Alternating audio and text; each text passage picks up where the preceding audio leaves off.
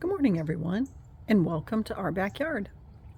In today's video, I wanted to do a follow-up on the video that I did when I went plant shopping in our favorite nursery. And I do have the containers and some baskets planted up, and I just wanted to do a quick follow-up video and show you what I did. So in my tall blue aqua container, I used to have, in the summer, I had Terrenia in it, and the Terrenia was wonderful and it drew the hummingbirds, but it came to a close as it was an annual. And so I replaced the plants in this container. The only thing I left was the silver Dichondra Silver Falls. I don't know if that was a mistake because I don't know how well that will overwinter, but I guess we'll see. So what I combined in this container was snapdragons, garden phlox, and this really pretty salvia called Wendy's Wish. And let me show you this tag.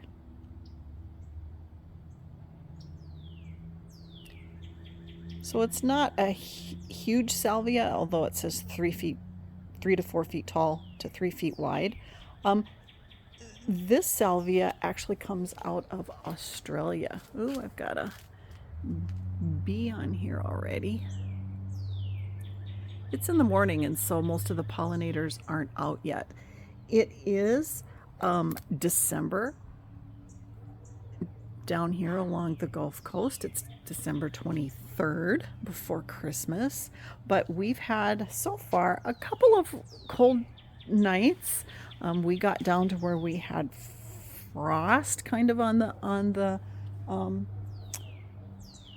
roofs, but the plants were not really affected. I did have one of my tropical hibiscus that kind of curled some of its leaves, but we didn't get down to freezing. And so I wanted to share with this with you because this salvia we got, and it's pretty. I do love these magenta pink flowers on it. It's got kind of a mauvey calyx to it, and this comes from Australia. It is a part of the Make-A-Wish Foundation. Proceeds go to that foundation from this, or where this stemmed from anyway. And so I do like the foliage color. I do think it's very pretty. And so I wanted to try. This is the first time I've tried one of these Wish. I think there's Ember's Wish and Wish Way also. From down the way of Australia, but I did want to try this because I saw it, and amongst all the salvias, this one really intrigued me. So it won't get as tall because it's in a planter. It's in a large planter, a deep planter, but I wanted to try it. And then the snapdragon, I thought this magenta snapdragon went really pretty with the salvia. All of these are pollinator favorites, and I have pollinators on them every day. That's my goal. I really, as you know, plant for hummingbirds, butterflies, and pollinators. And so even in the winter time here, I try to provide for our pollinators that are out and about. So I really like this color. It's such a vibrant color of these snapdragons. And there's so many different types and cultivars of snapdragons and colors, and but this Snaptastic magenta, as you can see, is only going to get to be about 14 to 16 inches tall. So that's a perfect size for this container. And then I brought in the white phlox. The butterflies have been coming to the phlox. I've seen it. We've had a couple of nice days, really sunny days this week that were in the 70s, and the butterflies have been out and about, and they really gravitate, have been gravitating to this phlox.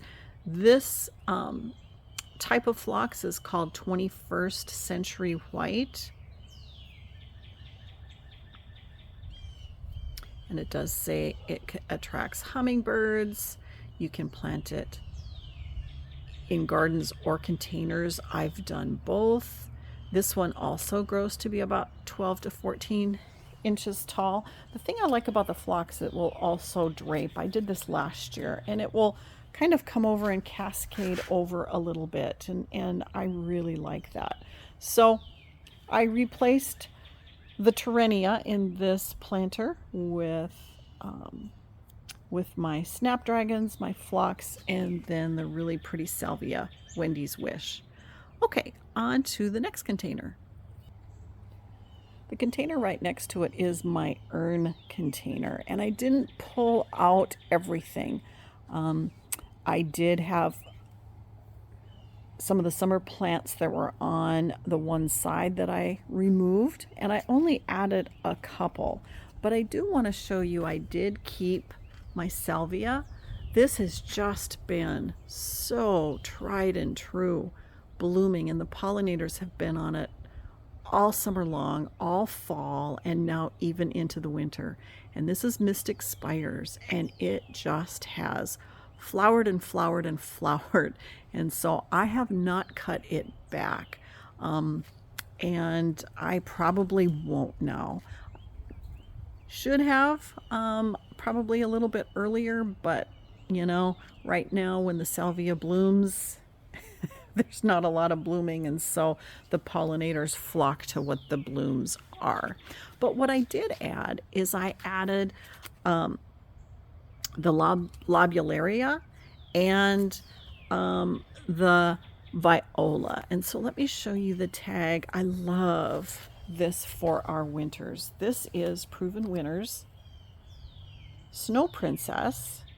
It's a lobularia hybrid, and it is just wonderful down here in our winters. It is a prolific flowerer, and it also trails, and so I do have it in one of my hanging baskets. Let me show you the back of this tag. It will bloom until you get to a hard frost, which for us some years we do not get.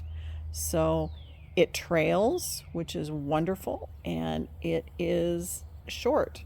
So we are now in zone 9B, and I just love lobularia. This particular brand from Proven Winners has just does so well down here for us in the winter.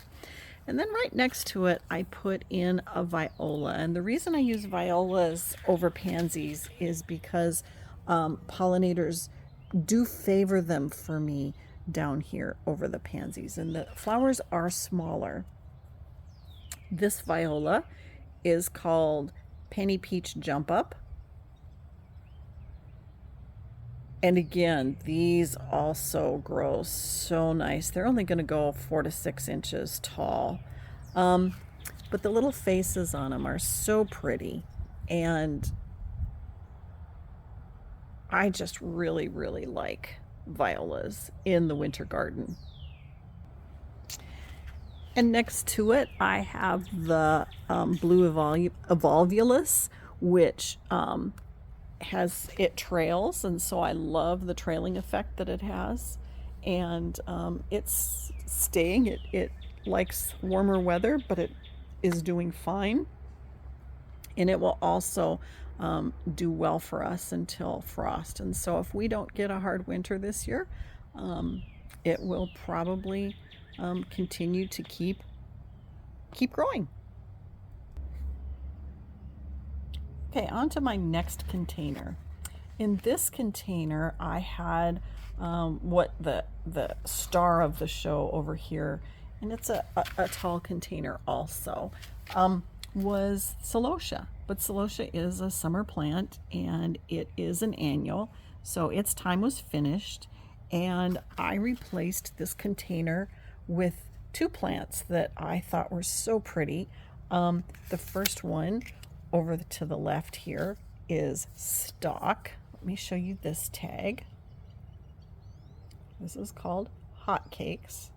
The foliage on it, as you that grow stock know, it is just fragrant and beautiful. Let's see if I can focus on this tag. Very fragrant it is, and I've got it in a container. This has morning and midday sun, so in the afternoon it gets shaded, and it just is such a pretty color. And I thought it paired really nicely with the Esperanza, the yellow Esperanza right next to it. So let me bring up this tag. This is a hybrid called Lydia Esperanza. And it is a shrub. So I have it in a container, so it won't get as large as you see here. It says 6 feet tall by 5 feet wide. I doubt it's going to do that because I have it in a container. But this is the yellow blooms I really am attracted to because of the trumpet shape. And of course, hummingbirds are very attracted to the trumpet shaped blooms. So this will be interesting to see if this Esperanza does well here in this container. One of the things I like to do is have hanging baskets, and the hanging baskets in the winter time can be a challenge. And so I like to plant my own because you don't find a lot in the nurseries. And again, I mentioned this is the Snow Princess lobularia from Proven Winners, and it will trail last year. Oh, it trailed so beautifully and so nicely down. And then I have a garden phlox here. Let me bring up its tag. This is also 21st century, only this is blue. These are just annuals, the annual garden phloxes. The thing I like about them is they do attract pollinators, but they also come out and will trail. So that adds an interesting effect. And then again, as I circle around, I've got the little violas here, which I think are so pretty. I love their little faces. And this container will get to be, if we don't have horrible weather, and if we do, I'll bring them in. But interestingly, these containers will grow, and I love the coloring, and I love that they attract pollinators. Okay, on to the next one. This is a smaller hanging basket where I only have the peach Johnny Jump Up peach viola and then the lobularia. And in the background, I've got my Mexican flame vine that has been flowering okay. It's starting to pick up. The butterflies certainly are all over it when it's warm and they're outdoors flying. So I also planted a little bit larger, wider container, and in it I have both the blue and white phlox, which the butterflies have been all over. And in the back, the blooms have come off. So this, in the back I had 3 snapdragons, and these are pink. Let me come around the other side. And it looks like their blooms are fallen off, or they're towards the end. But this again is the same type of snapdragon as the magenta. It is that Snaptastic pink, so it's going to get to be about the same size, only about 14 to 16 inches tall. But I like the 3 colors here, and I have it next to a passion vine that I've been very ambivalent about. It's not done the best or done that well for me. This is a hybrid. Wanted to try it out. I don't know if I'll be keeping it, but I do have the fritillaries, the butterflies, the Gulf fritillaries have been all over it laying eggs, and then they come down to this container with the flowers, and regenerate and rejuvenate and get some more nectar. The other thing that I purchased, right, that I wanted to put in a container was dill. So I have grown dill in the garden, and dill grows very beautifully here. This is the host plant to the eastern black swallowtail. And for that, I have bronze fennel in my north garden. But dill also does really well here. And so the plants at the nursery, the dill was gorgeous. And I thought, you know what? I'm going to plant it in a planter just to see, because I can move this planter around to where it gets full sun. And so I love the bushiness. I can protect it, and so in cold temperatures if we get down. And so I thought, you know what, let me try it in a planter and see what dill does in a planter down here. And I am a sucker for planters. And I saw this Christmas cactus at the nursery, and I just couldn't resist. I'm not a Christmas cactus person per se. Oh boy, here is a honeybee, and look at the pollen on the honeybee's legs. Oh my goodness, honeybees are already here this morning on the Christmas cactus. But the blooms on it were just fascinating, and I thought were so beautiful, and they're such a gorgeous color. And so I purchased this hanging basket. Hopefully we'll get, a month or two of really nice color out of this Christmas cactus. And then as I'm looking around here, I've got some pink tropical hibiscus that are peeking around right around the corner here. And they're still flowering nicely for me. So thank you for joining me this morning as I showed you what I have planted in my containers for the winter. Oh, there kicks on my air conditioner. Sorry about that. It is warm and it is humid. So right now the humidity outside is 96%, and so that's why our air conditioner also kicked on, is to get rid of that humidity. But in any case, thank you for joining me today. It's been beautiful here. We've had such mild and nice weather. I wish you all a Merry Christmas and a wonderful holiday season. Enjoy your families, enjoy your time off if you can get your time off, and think about, like I will be doing, thinking about the springtime and what your planting plans are. So thanks for joining me today, and I sure hope to see you again.